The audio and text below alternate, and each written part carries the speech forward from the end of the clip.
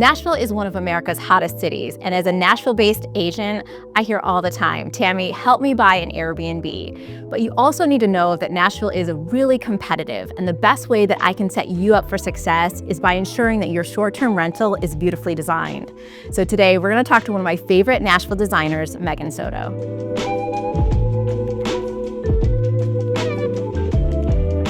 Today, I am here with Megan Soto, and Megan is one of my favorite designers in Nashville.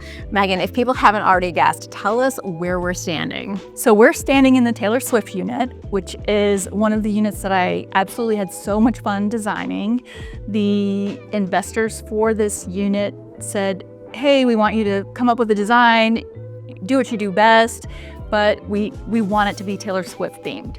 I get a lot of people who want to buy Airbnbs and then they tell me like, hey, we're gonna go ahead and design it ourselves. We don't mind doing the work, but I don't think that people realize just how much work designing, installing an Airbnb is. And I've seen you here weekends, late nights.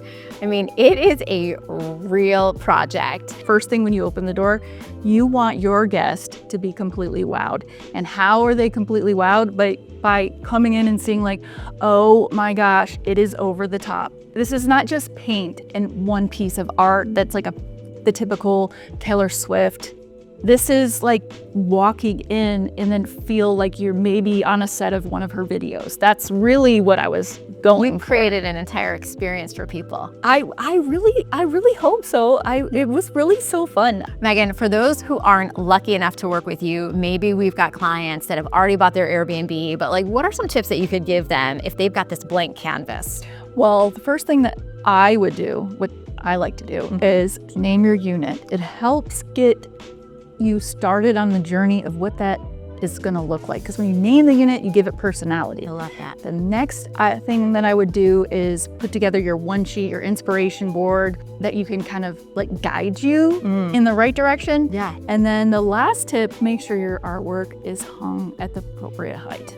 I love that because a few years ago, I did not know that. And as a short person, I was like making all of my artwork short, tall, like, I don't know. But what is the general rule for that? Well, I would keep it about 57 inches to the center of your art piece. Okay, 57 inches to the center of your artwork. That's the biggest telltale that you are not a professional designer.